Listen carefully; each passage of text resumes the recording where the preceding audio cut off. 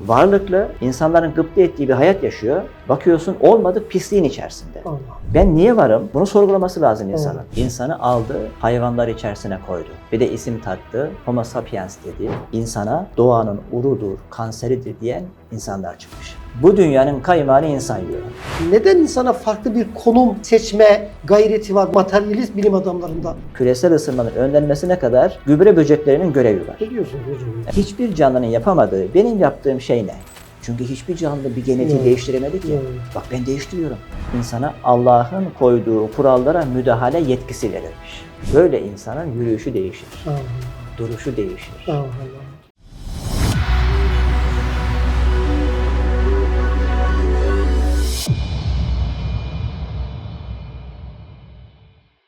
Değerli dostlar, bu hafta Profesör Doktor Kazım Uysal hocamla, biliyorsunuz ki kendisi biyolog, insanı konuşacağız. İnsan nedir? Mahiyeti nedir? Dünyadaki vazifesi nedir? Ama bunun bilimsel boyutunu konuşacağız. Hocam hoş geldiniz. Hoş bulduk, teşekkür ederim. Nasılsınız Sağ olun. hocam? Hamdolsun, şükürler olsun. Hocam yani şu anda teknoloji çok ilerledi ve bu teknolojinin ilerlemesiyle beraber aslında insanın mutluluğunun da artması lazım. İnsanların huzurunun artması lazım. Ben kendim bazen diyorum ki biz krallardan daha ziyade rahat yaşıyoruz şu anda. Teknolojik olarak, rahatlık olarak, alet edevat olarak. Yani eskiden at sırtında 3-5 ayda gidilen yeri biz 3 saatte gidebiliyoruz. Bu kadar konforla beraber insanda huzur kalmadı hocam. Mutluluk gitti. Bu da hata nerede hocam? Nerede hata yapıyoruz? Ya insanlık olarak yaptığımız bir hata var ki huzuru bulamıyoruz, saadeti bulamıyoruz. Burada ters bir orantı var. Teknolojinin ilerlemesi normalde bizim mutluluğumuzu arttırması lazım, saadetimizi arttırması lazım. Siz buraya nasıl bakıyorsunuz hocam bu olaya? Çünkü düğme yanlış iliklendi de ondan dolayı. İnsan kendini tanımlamakta hata etti de ondan dolayı. Bugünün insanı kendi değerini bilmiyor. Kendi değerini bilmeyen bu insandan ne kendine fayda gelir, ne de topluma fayda gelir, ne de insanlığa fayda gelir. Bu materyalist felsefe insanı aldı, hayvanlar içerisine koydu. Bir de isim taktı, Homo sapiens dedi ve hayata dair tüm prensiplerini hayvanlara bakarak çıkardı. Güçlü olan hayatta kalır dedi. Doğanın zayıfları ezmesi doğanın bir kuralıdır. İnsanı hayvana benzetti, hayvani davrandı. Vahşi kapitalizmler, öjeni hareketleri, sömürgecilikler tabii hep buradan çıkıyor. Doğru. Bu materyalist evrim felsefesinden çıkıyor. Bunun insan tanımlamasından çıkıyor. Halbuki dediğiniz nokta çok önemli. Dibe vurduk işte. İnsan ihtiyaçları karşılandı. Teknoloji çok ileri gitti. Fakat insan mutluluğu aynı derecede ileri gitmedi. Uygun bir korelasyon olmadı. İşte bunun temel sebebi insanın maddesine çok önem verildi. Manası ihmal edildi. Cesedi doyuruldu. Kalbi aç bırakıldı. Ruhu aç bırakıldı. Bugünün insanı cesedi çok yemekten, ruhu adeta gıdasızlıktan, iki türlü aç, iki türlü hasta bir varlık ortaya çıktı. Keşke hayvan gibi olabilseydi insan. Siz hiç mutsuz bir hayvan gördünüz mü? Yok hocam. Yani ölüm hariç, ölüm öncesi hariç hayvanlar mutludur. Serçelere bakın, lağım farelerine bakın. Hepsi mutludur, huzurludur. O dünyada kendilerine ait bir dünyası vardır. O dünyada rahat yaşarlar. Fakat insan hayvan değil ki. İnsanın geçmişi var, geleceği var, ruhu var, kalbi var, hisleri var, duyguları var. İşte materyalist felsefe insanın sadece maddesine bakıp manasını ihmal ettiği için bugün insanlık bu vaziyette. Şimdi bilimsel olarak nasıl bakacağız oraya? Elbette insanın maddesi var. Evet. Bu madde hayvana benziyor. Doğru. Hep böyle demişler ya hocam, insan hayvan türlerinden bir tür mü diye. Yani hep böyle yürüyen hayvandır, konuşan hayvandır, iki ayaklı bir hayvandır. Bütün eski felsefecilere baktığında hep insan hayvan sınıfında yani. Burada o sınıflandırmada başta hata mı yapılmış yani? Hata yapıldı. Hmm. Hata yapıldı. Düz bakıldı, indirgemeci bakıldı, uzaktan bakıldı, sadece maddi olarak karşılaştırıldı ve dendi ki bu da bu sınıftandır dendi. Halbuki insanın apayrı bir alem olarak değerlendirilmesi ve insana yakışır özelliklerle insanın tanımlanması gerekiyor. Peki nedir o özellikler? Yani farkımız ne olur diye sorsak. Şöyle bakın. Hayvanlarla bizim aramızdaki en bariz ki bizim saadete götüren, mutluluğa götürecek olan farklılıklar nedir hocam mesela? Şimdi bakın, madde olarak baktığımız zaman doğru insan hayvana benziyor. Kanı var, kemiği var, kası var, saçı var. Hatta bu özelliklerde bizden çok ileri hayvanlar var. Evet. Fakat insanı hayvandan ayıran, insanı hayvanlar içinde koyamayacağımız o kadar bariz, çok açık özellikler var ki. Mesela ya biyoloji kitaplarında da var bu. Baktığımız zaman tüm canlılar, insan harici, doğaya, Allah'ın koyduğu kurallara uygun olarak yaşarlar. Onu geliştiremezler. Bir tık üstüne çıkamazlar. Fakat insan tam tersidir. İnsana Allah'ın koyduğu kurallara müdahale yetkisi verilmiş. Yani insan doğaya uymuyor, bilakis doğayı kendine uyduruyor. Bakın çok belirgin bir farkımız bu. Daha hiçbir hayvan taşı taş üstüne koyamadı. 1000 yıl önce serçe nasıl yaşıyorsa şimdi de öyle yaşıyor. Yuvası aynı. Ya ayı nerede yaşıyorsa şimdi öyle yaşıyor. Ya soğuktan korunayım falan biraz bu işi geliştireyim Evet, diyemedi, değil. diyemeyecek de zaten. İnsan öyle mi? 100 yıl önceki evlerimize bakın. Ya. Bak şimdiki evlerimize bakın. Teknolojinin gelişmesine bakın. Demek ki insan hayvandan çok farklı burada. Hiçbir hayvan yarını düşünmüyor. Gelecek endişesi yok. Gününü gün ediyor. İnsan öyle mi? İnsan yarını düşünüyor, başına geleceği düşünüyor. Bunlarla endişe duyuyor. Hayvanların konfor arzusu yok gibi. Yani ne varsa o. Bir şeyi geliştiremiyor. Ya insanlardaki konfor arzusu sınırsız. İnsan duyguları, düşünceleri, hisleri sınırsız. Ama dünya sınırlı. Kaynaklar sınırlı. Doğru. Şimdi kendi yapısını bilirse, yani şunu bilecek bir kere. Evet, bendeki duygular, düşünceler, hislerin bir haddi yok, hududu yok, sınırsız. Ve bu sınırsız duyguları bu dünyada tatmin edemem. Doğru. Şimdi bakın bunu bilmekle o zaman adımını ona göre atar. Ama şimdi ne oluyor? Bu sınırsız duyguları bu dünyada tatmin etmek için çalışıyor ve bunun sonu yok. Bunu bulamıyor. Lezzet de vermediğini anlıyor. Bulamadığı zaman da zengin bakıyorsun kokain içiyor. Varlıklı, insanların gıpta ettiği bir hayat yaşıyor. Bakıyorsun olmadık pisliğin içerisinde. Allah. İşte bundan dolayı. Hmm. Deniz suyuna benziyor. İçtikçe susarsın, içtikçe susarsın. Daha sonra kendini o bataklığın dibinde bulursun. Bu neden? Kendini tanımamaktan. Allah. Bilse ki ben bu duygularımı burada tatmin edemiyorum. Etmem de mümkün değil. O zaman akılcı davranmak, sınırlar koymak, sınırlara göre yaşamak en idealidir. Öbürünün zaten sonu yok. Bakın çok zengin insanlar var. Hiçbir zenginin ya bu kadarı yeter artık dediğini duydunuz mu? Yok hocam. Bu kadar hayat bana yeter artık dediğini duydunuz mu? Yok. Daha yok mu? Daha yok mu der. Evet. Yani- Dünyayı verseniz tok olmaz. Evet hocam. O zaman çok net. O zaman bakın insan hayvan gibi değil. Hayvan gibi yaşayamaz. İnsanın belli değer yargıları olması lazım. Kendini bu şekilde tanımlarsa o zaman rahat eder. Pekala nedir insanın görevi? Baktığımız zaman biz biyologlar şimdi bitkileri, hayvanları inceleriz. Özellikle ekoloji biliminde. Ben şunu net olarak söyleyebilirim. Bugün bu sistemin sürdürülmesinde her canlının, insan hariç diyorum, biraz sonra ifade edeceğim. Her canlının mutlaka bir görevi vardır. Eskiden bu çok bilinmiyordu. Ama şimdi hiçbir biyolog işte bir canlının yok olmasına razı olmaz. Neden? Çünkü biz şunu iyi biliriz. Bazen biraz güçlüdür, yüksektir, daha iyidir. Bazen biraz daha sönüktür ama her canlının ekosistemde bir hizmeti vardır. Yani sistemin sürdürülmesinde bir hizmeti vardır. O hizmet yapılmadığı zaman sistem aksar. Allah. Mesela birkaç örnek vereyim. Mikroplar, mikroorganizmalar sistemde olmasa sistem kilitlenir, devam etmez. Malum bütün geri dönüşümler vesaire onlar yaparlar. Arılar olmadığını farz edin. Sistem kilitlenir. Çok önemlidir. Kilit taşı türdür bunlar. Gübre böcekleri. O kadar önemli görevleri var ki. Küresel ısınmanın önlenmesine kadar gübre böceklerinin görevi var. Ne diyorsunuz hocam? Evet. Allah. Karıncaların öyle. Dağdaki kurtların öyle. Onun için biz şunu biliriz. Hiçbir canlı yoktur ki bu sistemde bir görevi olmasın, bir yaratılış hikmeti ve gayesi olmasın. Mutlaka sisteme kuvvet veriyor yani. Kuvvet veriyor. Allah. Olmadığı zaman az veya çok mutlaka bir olumsuzluğu hissediliyor. Allah. Şimdi soru şu. Ya şimdi mikropları aldık, sistem kötüye gitti. Kuşları aldık, kötüye gitti. Karıncaları, solucanları aldık, kötüye gitti. Kurdu, kuşu aldık, kötüye gitti. İnsanı alın. Sistem düzelir hocam. Dünyadan Bozulmaz. insanları çıkaralım. Olmadığını farz edelim dünyada insanların. Dünyanın sistemi, işleyişi iyiye mi gider, kötüye mi gider? İyi gider hocam. Kesinlikle iyiye gider. Bulaştığımız yeri kötüleştirdiğimiz için hocam iyi gider. Bugün size sayayım ben şimdi. İşte toprağı, havayı, suyu kirlettik. Genetiği bozduk. Gıdayı kirlettik. GDO'lu ürünler, ozonu Evet, deldik. evet. Bütün Anlat yani. bunların kaynağı, temel faktör insan. Doğru.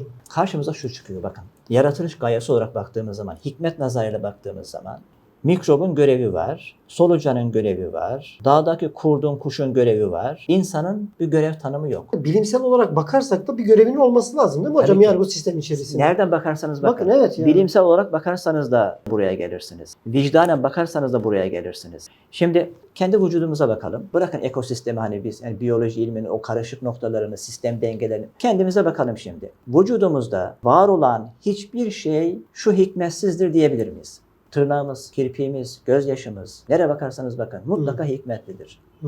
O zaman şöyle bir mantık yürütelim. Böyle muhteşem bir sistem kuruldu. Dağa, taşa, kurda, kuşa hepsine bir görev yüklendi. Onlar görevlerini isyansız, eksiksiz yapıyor. İnsana gelelim. Bu dünyanın kaymağını insan yiyor.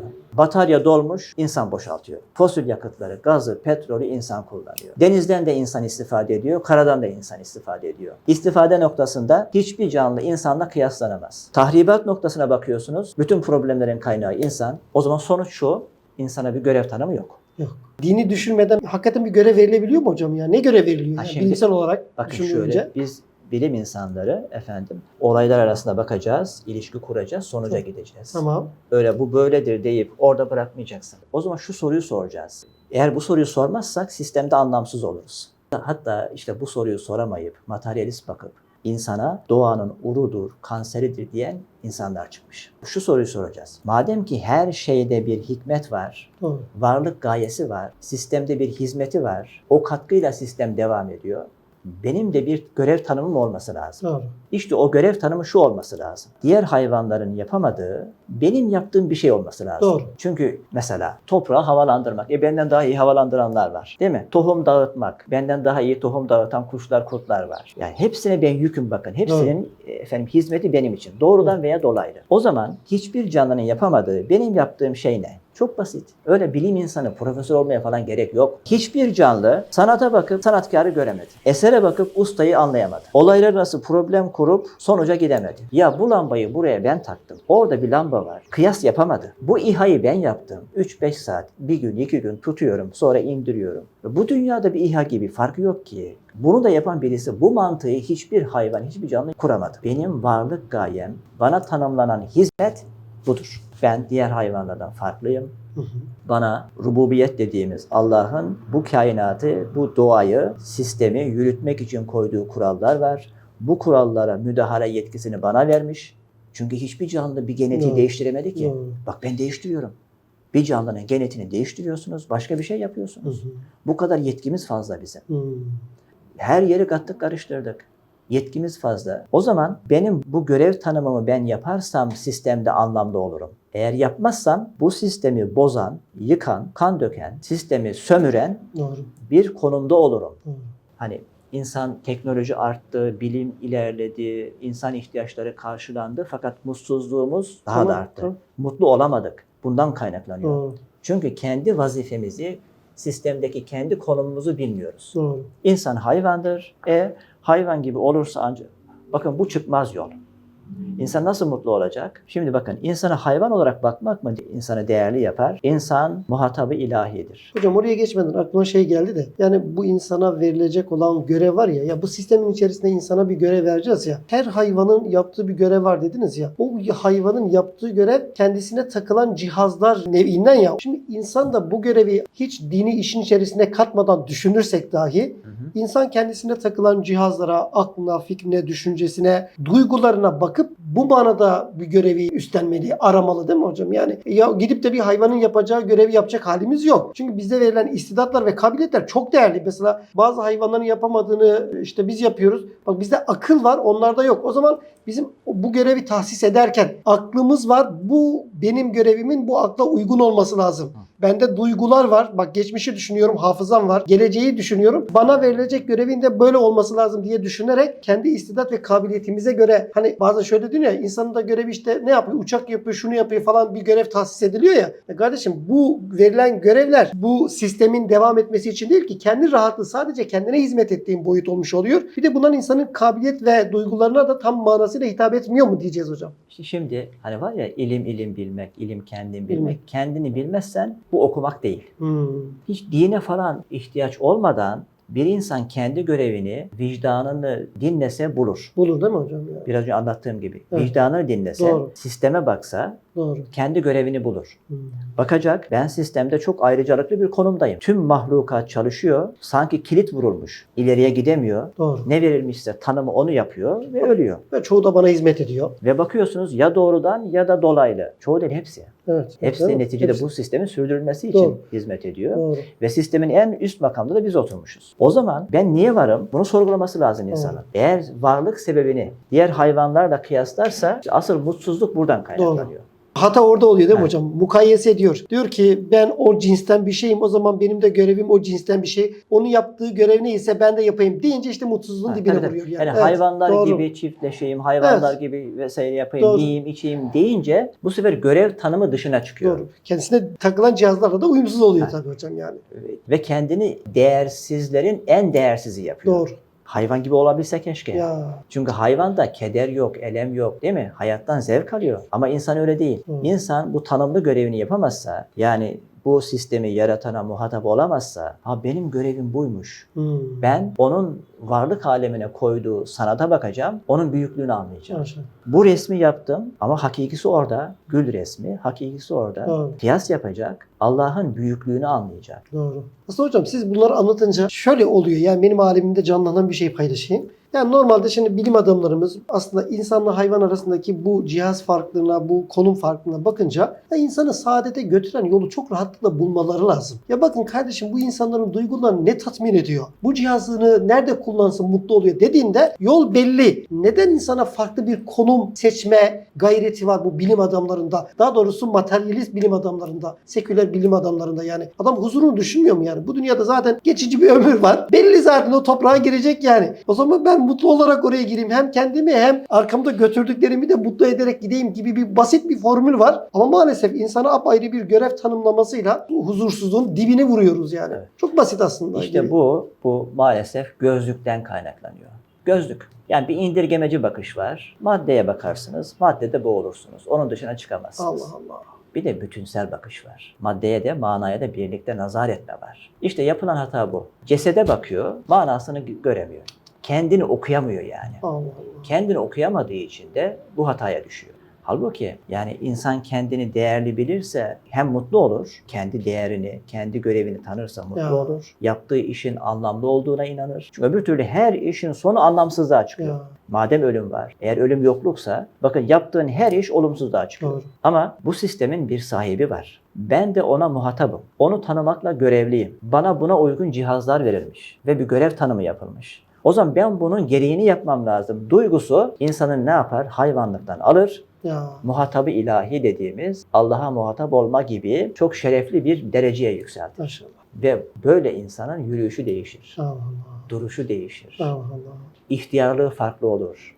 Ölümü karşılaması farklı olur. Hayata bakışı farklı olur. Rabbim dua edelim şu Ramazan hürmetine. Bu bakış açısını, kendinin değerini bilmeyi tüm insanlara nasip etsin. Amin. Yani hayat burada, huzur burada, mutluluk burada. Maşallah. Öbür türlü her şey anlamsız. Ya.